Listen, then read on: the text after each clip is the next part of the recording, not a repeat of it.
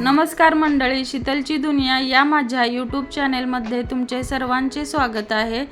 तर हा गुढीपाडव्या दिवशीचा व्हिडिओ आहे।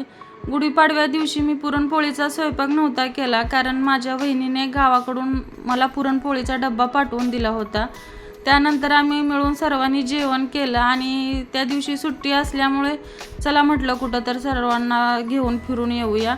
मग आता पंढरपुरातील तर सर्व तीर्थक्षेत्र सर्व ठिकाणे बघून झालेत। मग कुठं जायचं असं करत करत मग आम्ही तिथूनच 5-6 किलोमीटरवर पखालपूर म्हणून एक गणपतीचे मंदिर आहे त्या गावाला, मग तिथं निघालो होतो।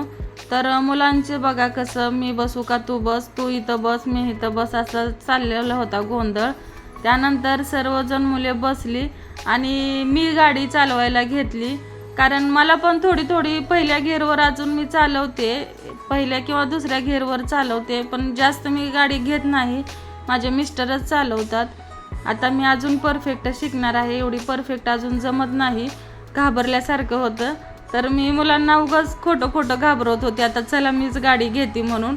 तर मुलं घाबरून सगळीजण माझ्याकडे बघत होते, आता काय करते मी नेमकं म्हणून, पण तसं काही नाही। नंतर माझ्या मिस्टरांनीच गाडी घेतली आणि आम्ही सर्वजण निघालो होतो पखालपूरला।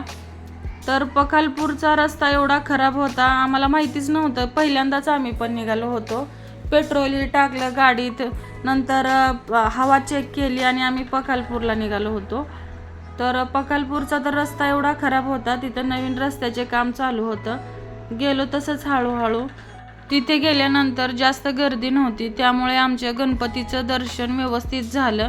आणि तिथेच कोपऱ्यावर महादेवाची पिंड आणि ते जुन्या काळातील रांजण कसे असायचे पाणी भरून ठेवण्यासाठी, तसंच तिथे काहीतरी होतं। मला काय ते आहे ते कळालेच नाही शेवटीपर्यंत, आणि मी कुणाला विचारलं पण नाही। तिथे कुणाला माहीत असलं तर मला कमेंट करून नक्की सांगा। त्यामध्ये सर्व नारळ होते, पण ते कशासाठी अगोदर त्याचा वापर होत होता, काय ते नेमकं आहे ते मला काहीच माहीत नव्हतं। त्यामुळे ते कुणाला माहिती असेल तर मला कमेंट करून नक्की सांगा।